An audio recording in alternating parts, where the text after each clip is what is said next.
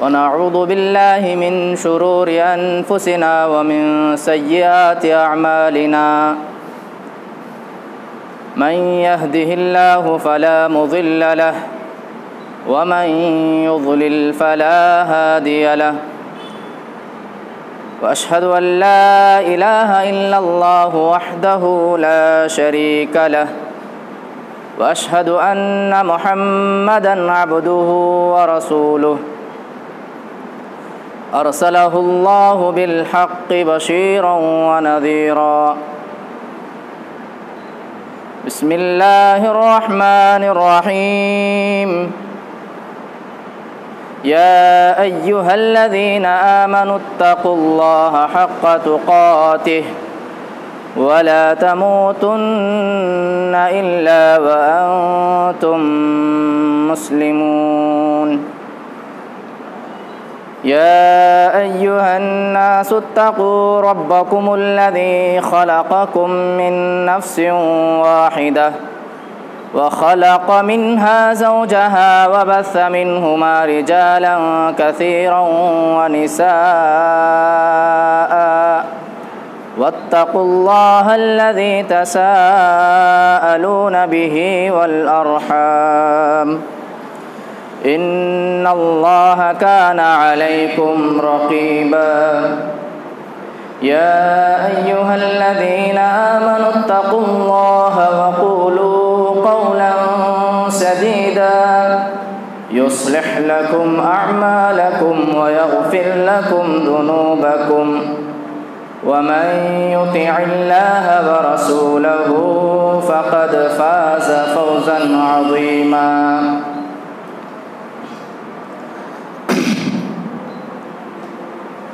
برادران اسلام، بزرگوں، نوجوان ساتھیوں، عزیز پیارے بچوں، ہر قسم کی تعریف و توصیف، بڑائی و کبریائی، شان شوکت، غلبہ دبدبہ صرف اور صرف اللہ رب العالمین کے لیے لائق زیبا ہے۔ درود و سلام ہو اللہ رب العالمین کے بھیجے گئے سارے انبیاء علیہم الصلاۃ پر، خصوصاً میرے آپ کے آخری نبی محمد صلی اللہ علیہ وسلم پر۔ اللہم صلی علی محمد وعلی آل محمد کما صلیت علی ابراہیم وعلی آل ابراہیم انک حمید مجید۔ اللہم بارک علی محمد وعلی آل محمد کما بارکت علی ابراہیم وعلی آل ابراہیم انک حمید مجید۔ برادران اسلام، خالق کی جانب سے مخلوق پر عائد ہونے والے حقوق میں سب سے پہلا حق اس کی عبادت ہے۔ جن و انس کی تخلیق اللہ رب العالمین نے اسی مقصد کے لیے کیا ہے، اور اللہ رب العالمین نے انسانوں کو دنیا میں بھیجنے سے پہلے ان کی روحوں سے اس بات کا اقرار بھی کروایا ہے۔ مسند احمد کی حدیث ہے، جب اللہ رب العالمین نے آدم علیہ السلام کی پشت سے ان کی اولاد کو نکالا تو سارے کے سارے انسانوں کو اللہ تبارک و تعالیٰ نے اپنے سامنے پھیلایا اور ساروں سے یہ عہد لیا۔ اللہ رب العالمین نے دریافت کیا، سوال کیا، الست بربکم، کیا میں تمہارا خالق نہیں ہوں؟ کیا میں تمہارا معبود نہیں ہوں؟ تو سارے کے سارے لوگوں نے یہی کہا، قالوا بلا شہدنا، اے اللہ تو ہی ہمارا خالق ہے، تو ہی ہمارا معبود ہے۔ سارے کے سارے لوگوں نے، ساری روحوں نے یہی کہا کہ اے اللہ تو ہی ہمارا خالق معبود ہے۔ اب اللہ رب العالمین نے اس عہد کو یاد دلانے کے لیے، اس سبق کو دہرانے کے لیے اللہ تبارک و تعالیٰ نے انبیاء اور رسولوں کا سلسلہ جاری فرمایا۔ انبیاء علیہ السلام نے اپنے دور میں اپنے قوموں کے سامنے اسی توحید کو سامنے رکھا، توحید ہی کی دعوت دی۔ وَلَقَدْ بَعَثْنَا فِي كُلِّ أُمَّةٍ رَسُولًا أَنِ اعْبُدُوا اللَّهَ۔ اللہ رب العالمین نے کہا کہ ہم نے ہر امت میں رسولوں کو بھیجا، اور ان رسولوں کی تعلیم یہی تھی ان اعبدوا اللہ، اللہ ایک کی عبادت کرنا، واجتنبوا الطاغوت، شیطان اور بتوں کی عبادت سے دور رہنا۔ اللہ رب العالمین نے جتنے بھی انبیاء علیہ السلام کو بھیجا ہے، ان ساروں کا دین ایک ہی ہے، البتہ ان کی شریعتیں مختلف تھیں۔ بعض شریعتوں میں بعض چیزیں جائز تھیں، بعد میں وہ چیزیں ناجائز بھی ہوئیں، لیکن ان کا دین ایک تھا۔ سارے انبیاء علیہ السلام کی دعوت کا مرکز توحید تھا۔ قرآن مجید کا آپ مطالعہ کریں تو معلوم یہ ہوگا کہ قرآن مجید کا ہر صفحے میں آپ کو توحید کا علم نظر آئے گا، توحید کی تعلیم آپ کو ملے گی۔ نبی صلی اللہ علیہ وسلم آخری نبی ہیں، آپ صلی اللہ علیہ وسلم نے اپنی قوم کو توحید ہی کی طرف بلایا ہے۔ 13 سالہ مکی زندگی میں نبی صلی اللہ علیہ وسلم توحید ہی کی طرف دعوت دیے، آپ کا مرکزی موضوع توحید تھا۔ 13 سالہ زندگی میں آپ صلی اللہ علیہ وسلم نے توحید ہی کی طرف بلائے ہیں۔ اب بقیہ جو 10 سال تھے، یاد رکھیں میرے محترم بھائیوں، شریعت کے دیگر احکام مدینے میں نازل ہوئے، نماز مکہ میں نازل ہوئی ضرور، لیکن اجتماعی طور پر مدینے کے اندر جو ہے نافذ ہوئی جماعت کی شکل میں۔ روزہ ہے، نکاح اور طلاق خلے کے مسائل ہیں، بیع و شراء خرید و فروخت کے مسائل ہیں، یہ سارے کے سارے آپ کو جو ہے مدینہ میں نازل ہوئے ہیں۔ مکہ میں نبی صلی اللہ علیہ وسلم نے جو ہے توحید ہی کو نقطۂ نظر رکھا۔ مکہ میں میرے محترم بھائیوں بہت ساری چیزوں کو برداشت کیا گیا۔ مکہ کے اندر جو ہے شروع میں جو ہے شراب جو ہے جائز قرار دی گئی تھی، سود کو برداشت کیا گیا، لیکن آپ کو یہ کہیں نہیں ملے گا کہ مکی دور میں بھی شرک کو برداشت کیا گیا، نہیں۔ اللہ کے نبی علیہ السلام نے کبھی اس چیز کو برداشت نہیں کیا۔ اہل مکہ کا نبی صلی اللہ علیہ وسلم سے جو اختلاف تھا اسی وجہ سے تھا، اسی توحید کی وجہ سے نبی صلی اللہ علیہ وسلم کو ستایا گیا، تکلیفیں دی گئیں۔ آپ صلی اللہ علیہ وسلم کو مال و دولت، سیادت و قیادت اور مکہ کی حسین خوبصورت عورتوں کی لالچ دلائی تاکہ آپ صلی اللہ علیہ وسلم اس راستے سے رک جائیں۔ لمحہ برابر بھی اللہ کے نبی علیہ السلام جو ہے اس دعوت کو نہیں چھوڑا۔ آخر کار نبی صلی اللہ علیہ وسلم کے سامنے مشرکین نے، کفار نے کمپرومائز کی دعوت دی۔ انہوں نے کہا کہ ہم آپ کی طرف ایک قدم بڑھائیں گے اور آپ ہماری طرف ایک قدم بڑھائیے، یعنی ان کے کہنے کا مقصد یہ تھا کہ ہم آپ کے معبود کی 1 سال عبادت کریں گے اور آپ ہمارے معبودوں کی 1 سال عبادت کریں۔ اللہ رب العالمین نے سورہ کافرون نازل فرمایا، وہی نازل ہوتی ہے، قل یا ایھا الکافرون، اے نبی، اے محمد صلی اللہ علیہ وسلم، آپ ان کافروں سے کہہ دو، لا اعبد ما تعبدون، میں ان معبودوں کی عبادت نہیں کرتا جن کی تم عبادت کرتے ہو، ولا انتم عابدون ما اعبد، اور تم اس رب کی عبادت نہیں کرتے جس کی میں عبادت کرتا ہوں، ولا انا عابد ما عبدتم، اور میں عبادت نہیں کروں گا جن کی تم عبادت کرتے ہو۔ اللہ رب العالمین نے سورہ کافرون نازل فرما کر یہ اعلان کر دیا کہ شرک کو کبھی برداشت نہیں کیا جا سکتا۔ میرے محترم بھائیوں، اس توحید کو اقرار کرنے کی وجہ سے صحابہ کرام کو ستایا گیا، انہیں تکلیفیں دی گئیں، یہاں تک کہ ان کے گھر بار وطن چھوڑنے پر ان کو مجبور کیا گیا۔ ان ساری چیزوں کو صحابہ کرام نے برداشت کیا۔ قرآن مجید نے کہا الذین اخرجوا من انفسہم بغیر حق الا یقولوا ربنا اللہ، کہ صحابہ اکرام کو ان کے گھروں سے بے گھر کیا گیا صرف اس لیے کہ وہ اللہ ایک کی عبادت کرتے تھے۔ اس توحید کے اقرار کے بعد انسان کے اندر حیرت انگیز تبدیلی آ جاتی ہے، ناتواں کمزور جسم کے اندر طاقت آ جاتی ہے، وہ پہاڑوں سے ٹکرانے تیار ہو جاتا ہے، سمندروں میں کودنے تیار ہو جاتا ہے، لیکن اسلام کو ترک نہیں کرتا، اسلام کو نہیں چھوڑتا۔ میرے محترم بھائیو، صحابہ اکرام کو کیسی کیسی تکلیفیں دی گئیں، صحابہ اکرام کو جو ہے بہت ستایا گیا۔ حضرت بلال رضی اللہ تعالی عنہ کو عرب کی جو ہے سخت گرمی میں ریت پر لٹایا جاتا اور ان پر جو ہے ان کے گلے میں رسی ڈال کر کے مکے کی گرم تپتی ہوئی ریت پر جو ہے ان کو گھسیٹا جاتا، لیکن ان کی زبان سے یہی صدائیں ہوتی، یہی آواز ہوتی، احد احد، کہ اللہ ایک ہے، اللہ ایک ہے۔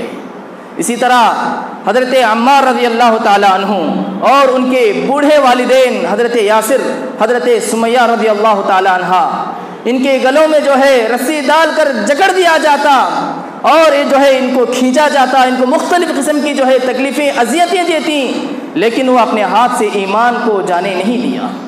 حضرت خباب بن ارت رضی اللہ تعالی عنہ کو گرم پتھروں پر، گرم جو ہے دہکتے ہوئے انگاروں پر انہیں لٹایا جاتا تاکہ، اور ان کے سینے پر گرم جو ہے اور بڑا سا پتھر رکھ دیا جاتا تاکہ وہ اٹھ نہ سکیں۔ میرے محترم بھائیوں، صحابہ اکرام نے یہ ساری تکلیفیں، یہ سارے ظلم ستم کو خوشی خوشی جو ہے برداشت کیے، لیکن ایمان کو جانے نہیں دیا، توحید پر جمے رہے، توحید پر ثابت قدم رہے۔ میرے محترم بھائیوں، جب انسان عقید توحید پر جمع رہتا ہے، توحید کو اقرار کر لیتا ہے، تو آدمی آدمی نہیں رہتا، ان کے درمیان بڑا فرق ہو جاتا ہے۔ توحید پرست موحدین ایک امت ہو کے رہتے ہیں اور توحید کا انکار کرنے والے دوسری امت قرار پاتے ہیں۔ جو انسان صدق دل سے توحید کا اقرار کرتا ہے تو توحید کے مقابلے میں کسی اور کو ترجیح نہیں دیتا۔ جنگ بدر کا موقع ہے، جنگ بدر کے موقع پر جو ہے حضرت ابوبکر صدیق رضی اللہ تعالیٰ عنہ کے بیٹے ایک مرتبہ ابھی اسلام قبول نہیں کیے تھے، اس وقت کفار کے صف میں تھے۔ اسلام قبول کرنے کے بعد وہ اپنے باپ حضرت ابوبکر صدیق رضی اللہ تعالیٰ عنہ کے سامنے کہتے ہیں، اے ابا، جنگ بدر کا موقع تھا، میری تلوار کے سامنے، میری تلوار کی زد میں آپ کئی مرتبہ آئے، لیکن شفقت پدری جو ہے غالب آ گئی، آپ میرے باپ ہیں، باپ کی محبت آڑے آ گئی، میں نے اپنی تلوار کو روک رکھا۔ تو حضرت ابوبکر صدیق رضی اللہ تعالیٰ عنہ کہتے ہیں، اگر یہی معاملہ میرے ساتھ ہوتا، اگر میری تلوار کی زد میں تیری گردن آتی تو میں تیری گردن کو جو ہے الگ کر دیتا، کیونکہ تو رسول اللہ صلی اللہ علیہ وسلم کے دشمن کے صف میں کھڑے تھے۔ یہ تھے توحید۔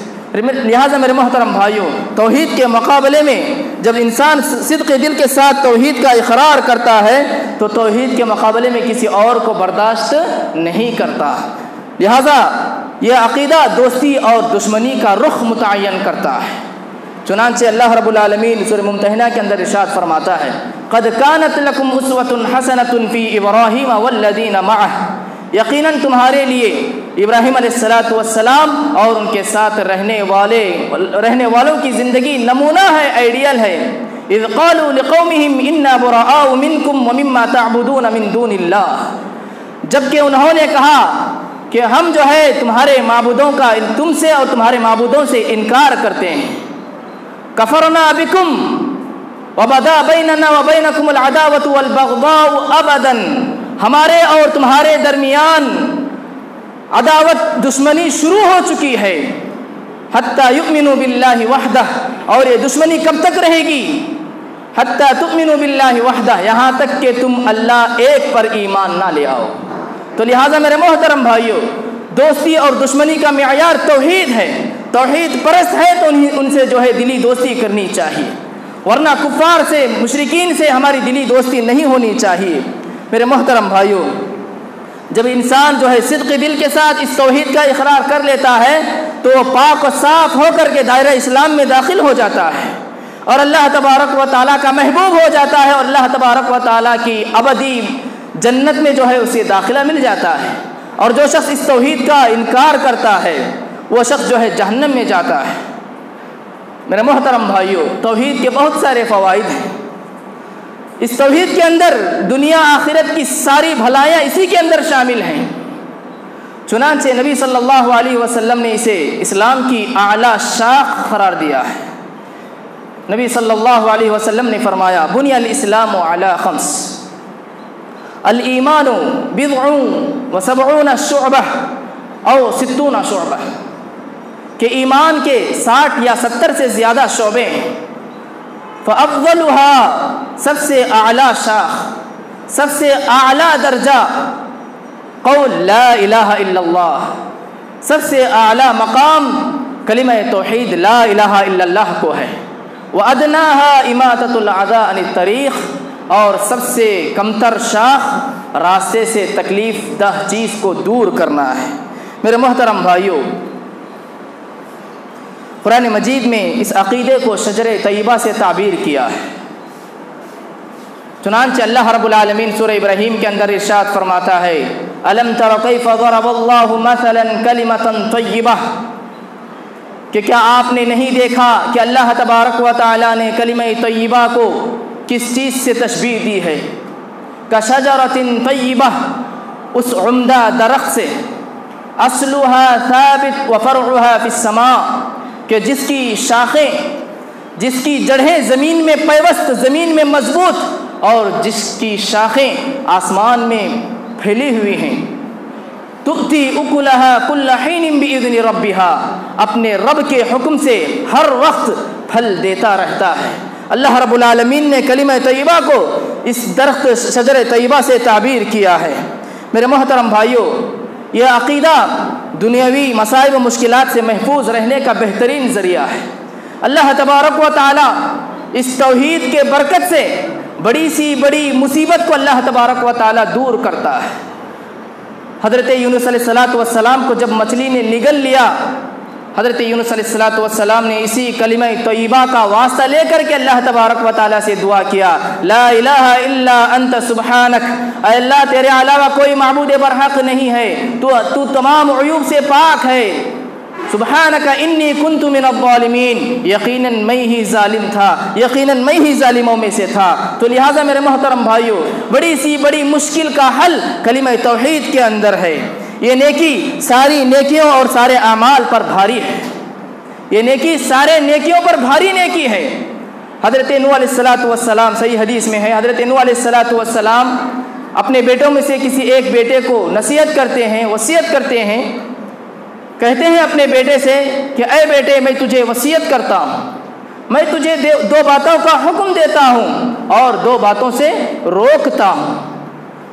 اپنے بیٹے سے کہتے ہیں لا الہ الا اللہ کا اقرار کرو، 7 آسمان 7 زمینیں ترازو کے ایک پلڑے میں رکھے جائیں اور کلمہ طیبہ لا الہ الا اللہ کو ایک پلڑے میں رکھا جائے، تو جس پلڑے میں لا الہ الا اللہ رکھا ہوگا وہ ترازو کا پلڑا بھاری ہوگا۔ اور دوسری چیز سبحان اللہ و بحمدہ، اس کلمے کا ورد کرتے رہنا، اسے بار بار پڑھتے رہنا، کیونکہ یہ کائنات کے سارے مخلوقات کی تسبیح ہے، اسی کے ذریعے سے انہیں رزق دیا جاتا ہے، رزق پہنچایا جاتا ہے۔ 2 باتوں سے انہوں نے منع کیا، وہ 2 باتیں شرک اور تکبر ہے۔ شرک اور تکبر سے جو ہے حضرت نوح علیہ السلام نے جو ہے اپنے بیٹے کو جو ہے روکا، منع کیا ہے۔ میرے محترم بھائیوں، یہ عقیدہ گناہوں کی معافی کا بہترین ذریعہ ہے، گناہوں سے معافی کا بہترین ذریعہ یہ عقیدہ توحید ہے۔ حدیث قدسی ہے، اللہ تبارک و تعالی ابن آدم سے کہتا ہے، سارے لوگوں سے کہتا ہے، یا ابن آدم لو اتیتنی بقراب الارض خطایا ثم لقیتنی لا تشرک بی شیئا لاتیتک بقرابها مغفرۃ۔ اے ابن آدم، اگر تو یہ ساری کائنات کے برابر دنیا بھر کر اگر تو گناہ لے کر کے آئے، لیکن اس حالت میں مجھ سے ملے کہ میرے ساتھ کسی اور کو شریک نہ ٹھہرایا ہو، لا تشرک بی شیئا، میرے ساتھ کسی چیز کو شریک نہ بنایا ہو، لا اتیتک بقرابھا مغفرۃ، جتنے گناہ تو نے کیے ہیں اتنی ہی مغفرت میں تجھے عطا کروں گا۔ اللہ اکبر۔ میرے محترم بھائیوں، بڑی فضیلت ہے۔ کل قیامت کے دن ایک شخص کو سارے لوگوں کے سامنے پیش کیا جائے گا، سارے لوگوں کے سامنے اسے لایا جائے گا، جس کے 99 دفتر گناہوں سے پر ہوں گے، گناہوں سے لدے ہوئے ہوں گے، بھرے ہوئے ہوں گے۔ ایک ایک دفتر تا حد نگاہ تک ہوگا، جہاں تک ہماری نگاہ پہنچتی ہوگی وہاں تک اس کا دفتر ہوگا۔ سارے کے سارے 99 دفتر اس کے جو ہے گناہوں سے پر ہوں گے، گناہوں سے بھرے ہوئے ہوں گے۔ اللہ رب العالمین جو ہے اس سے سوال کرتا ہے، یہ سارے جو گناہ ہیں کیا تو ان سارے گناہوں کا اقرار کرے گا؟ تو وہ کہے گا ہاں میں ان سارے گناہوں کو جو ہے اقرار کرتا ہوں، یہ سارے گناہ میرے سے سرزد ہوئے ہیں۔ پھر اللہ رب العالمین اس سے سوال کرتا ہے کیا تیرے پاس کوئی نیکی ہے؟ تو وہ کہے گا میرے پاس کوئی نیکی نہیں ہے، مجھے معلوم نہیں پڑتا کہ میرے پاس میرے جو ہے نام اعمال میں کوئی نیکی ہو، میرے پاس ایسی کوئی نیکی نہیں ہے۔ اللہ رب العالمین کہے گا کہ آج کسی پر رتی برابر بھی ظلم نہیں ہوگا، ہمارے پاس تمہاری ایک ایسی نیکی ہے جو ان سارے گناہوں پر بھاری ہوگی۔ لہذا فرشتوں سے کہا جائے گا کہ کاغذ کا وہ پرزہ نکالو جس میں اشہد ان لا الہ الا اللہ واشہد ان محمدا عبدہ ورسولہ لکھا ہے۔ لہذا وہ پرزہ نکالا جائے گا تو وہ شخص کہے گا اے اللہ میرے اتنے گناہ 99 گناہ اور ایک ایک دفتر بھی اتنا تا حد نگاہ تک جو ہے بڑا پھیلا ہوا ہے، یہ سارے گناہوں کے سامنے میری یہ ایک نیکی کیا کام آئے گی؟ لہذا ترازو میں ناپا جاتا ہے، تولا جاتا ہے، 99 دفتر ترازو کے ایک پلڑے میں رکھے جاتے ہیں اور کلمہ طیبہ لا الہ الا اللہ محمد الرسول اللہ کو ترازو کے ایک پلڑے میں رکھا جاتا ہے۔ وَمَالَتْ بِهِنَّ لَا إِلَهَ إِلَّا اللَّهُ، اور جس پلڑے میں لا الہ الا اللہ رکھا گیا ہو وہ پلڑا جو ہے بھاری ہوتا ہے۔ لہٰذا میرے محترم بھائیوں، توحید کی کتنی بڑی فضیلت ہے کہ اس نے اپنی ساری زندگی میں جو ہے گناہ در گناہ کیا ہوگا، لیکن وہ جو ہے اللہ کے ساتھ کسی اور کو شریک نہ ٹھہرایا ہوگا، جس کی وجہ سے اللہ تبارک و تعالیٰ اس کے سارے گناہوں کو بخش رہا ہے۔ ان اللہ لا یغفر ان یشرک بہ ویغفر ما دون ذلک لمن یشاء، اللہ تبارک و تعالیٰ سارے گناہوں کو معاف کرتا ہے، بخشتا ہے، لیکن شرک کو اللہ تبارک و تعالیٰ کبھی نہیں معاف کرتا، کبھی نہیں برداشت کرتا۔ میرے محترم بھائیوں، اس عقیدہ توحید کا ایک فائدہ یہ بھی ہوگا کہ اللہ تبارک و تعالیٰ عذاب قبر سے نجات دے گا۔ اللہ تبارک و تعالیٰ قبر کے اندر ہونے والے سوالات کو آسان کر دیتا ہے۔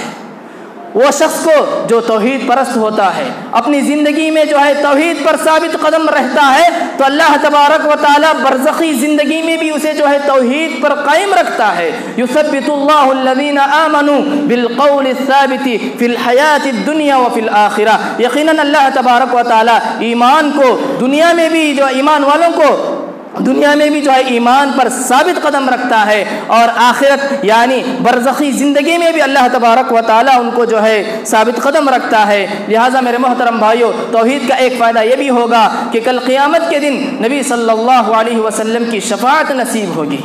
کل قیامت کے دن نفسی نفسی کا عالم ہوگا، ہر ایک کو اپنی پڑی ہوگی۔ گنہگار بندے انبیاء علیہ السلام کے پاس آئیں گے اور درخواست کریں گے کہ اللہ رب العالمین کے یہاں ہماری شفاعت کرو، ہماری سفارش کرو، لیکن انبیاء علیہ السلام کی دلوں میں اللہ رب العالمین کی ہیبت، اللہ کا ڈر اس قدر ہوگا کہ وہ اللہ کے سامنے جا کر سفارش کرنے سے جو ہے انکار کریں گے۔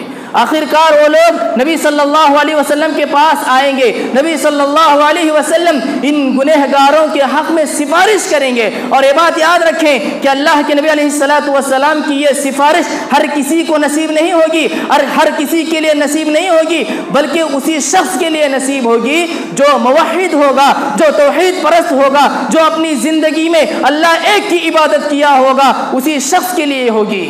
نبی صلی اللہ علیہ وسلم سے دریافت کیا جاتا ہے من اسعد الناس بشفاعتک یوم القیامہ، اللہ کے نبی کل قیامت کے دن آپ کی سفارش کے کون حقدار ہوں گے، آپ کی شفاعت کے کون مستحق ہوں گے؟ تو اللہ کے نبی نے فرمایا من قال لا الہ الا اللہ مخلصا من قلبہ، جو بھی صدق دل کے ساتھ لا الہ الا اللہ کا اقرار کرے گا تو اس کے لیے جو ہے میری شفاعت ہوگی، میری سفارش ہوگی۔ میرے محترم بھائیوں، اس کا ایک اہم فائدہ یہ بھی ہوگا کہ کل قیامت کے دن جو ہے اللہ رب العالمین موحدین کو ایک نہ ایک دن جہنم سے نجات ضرور دلائے گا، جہنم سے نجات ضرور دلائے گا۔ حدیث قدسی ہے، اللہ کے نبی علیہ الصلوۃ والسلام فرماتے ہیں اخرجوا من النار، جہنم سے ہر اس شخص کو نکالو من قال لا الہ الا اللہ، جس نے بھی کلمہ طیبہ کا اقرار کیا ہو، جس نے بھی صدق دل کے ساتھ کلمہ طیبہ کا اقرار کیا ہو، ہر اس شخص کو جو ہے جہنم سے نکال دو۔ میرے محترم بھائیوں، حضرت حذیفہ رضی اللہ تعالیٰ عنہ سے مروی ہے، آپ صلی اللہ علیہ وسلم نے فرمایا کہ قیامت کے قریب اسلام جو ہے ویسے ہی مٹتا جائے گا، اسلام ویسے ہی مٹتا جائے گا جیسے کپڑے کے نشانات مٹتے جائیں گے، اور اسلام کا کوئی نشانی باقی نہیں رہے گی۔ لوگ جو ہے روزہ، صدقہ، قربانی کی جو حقیقت ہے قربانی سے ناواقف ہوں گے، اور بس عمر رسیدہ لوگ باقی رہیں گے، وہ کہیں گے ادرکنا آبانا علی ہذہ الکلمہ لا الہ الا اللہ۔ بس بڑی عمر والے لوگ باقی رہیں گے، عمر رسیدہ لوگ باقی رہیں گے، وہ کہیں گے کہ ہم نے اپنے آبا و اجداد کو اسی کلمہ توحید لا الہ الا اللہ محمد رسول اللہ پر پایا ہے، ہم بھی جو ہے اسی کلمے پر ہیں۔ تو کسی نے جو ہے حضرت حذیفہ رضی اللہ تعالیٰ عنہ سے بار بار سوال کرتا ہے کہ جو لوگ نہ روزے کی اہمیت کو جانتے ہیں، نہ نماز کا طریقہ جانتے ہیں، نہ صدقہ و خیرات کو جانتے ہیں، نہ قربانی کیسے کرنا اسے جانتے ہیں، تو کیا صرف انہی کلمہ توحید کام آئے گی؟ لا الہ الا اللہ ان کے کیا کام آئے گا؟ کیا صرف لا الہ الا اللہ کہنے کی وجہ سے یہ لوگ کامیاب ہو جائیں گے؟ بار بار وہ شخص دہراتے رہتا ہے۔ تو حضرت حذیفہ رضی اللہ تعالیٰ عنہ کہتے ہیں تنجیہم من النار لا ثلاثا، کہ انہی جو ہے ایک کلمہ طیبہ لا الہ الا اللہ توحید پرست ہونے کی وجہ سے جو ہے ان کو اللہ رب العالمین جو ہے جہنم سے نجات دلائے گا، جہنم سے آزادی دلائے گا۔ تو لہٰذا میرے محترم بھائیوں، توحید کی بڑی فضیلت ہے۔ توحید کا سب سے بڑا فائدہ یہ ہوگا کہ کل قیامت کے دن اللہ تبارک و تعالیٰ انہی جو ہے اپنی جنت میں، اپنی ابدی جنت میں داخلہ دے گا، ہمیشہ کی جنت میں اللہ رب العالمین توحید پرستوں کو داخل کرے گا۔ من شہد لا الہ الا اللہ مخلصا من قلبہ دخل الجنہ، کہ جو بھی انسان صدق دل کے ساتھ، دل کے یقین کے ساتھ اللہ ایک کی گواہی دیتا ہے، اللہ ایک کی عبادت کرتا ہے، تو اللہ رب العالمین، اللہ کے نبی علیہ الصلوۃ والسلام کہتے ہیں اللہ تبارک و تعالیٰ اسے جنت میں داخلہ دے گا، اللہ تعالیٰ اسے جنت میں داخل کرے گا۔ ایک موقع پر اللہ کے نبی علیہ الصلوۃ والسلام صحابہ کے سامنے کہہ رہے ہیں کہ من قال لا الہ الا اللہ دخل الجنہ، کہ جو شخص لا الہ الا اللہ کہے گا اللہ تبارک و تعالیٰ اسے جنت میں داخلہ دے گا۔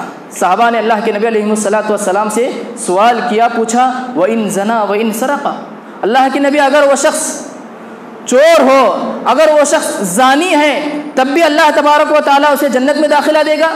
اللہ کے نبی نے فرمایا وَإِن زَنَا وَإِن سَرَقَ، ہاں گرچہ وہ زانی ہو، گرچہ وہ چور ہو، اللہ رب العالمین اسے جنت میں داخلہ دے گا۔ یہ توحید کی فضیلت ہے، یہ توحید کی فضیلت ہے میرے محترم بھائیو۔ اللہ رب العالمین بڑے سے بڑے گناہوں کو معاف کرے گا، لیکن توحید کے مقابلے میں اللہ تبارک و تعالیٰ شرک کو کبھی نہیں معاف کرے گا۔ اسی وجہ سے یہ کائنات جو ہے اس وقت تک قائم رہے گی جب تک توحید پرست قائم رہیں گے، اور اللہ تبارک و تعالیٰ توحید پرستوں پر قیامت جو ہے برپا نہیں کرے گا۔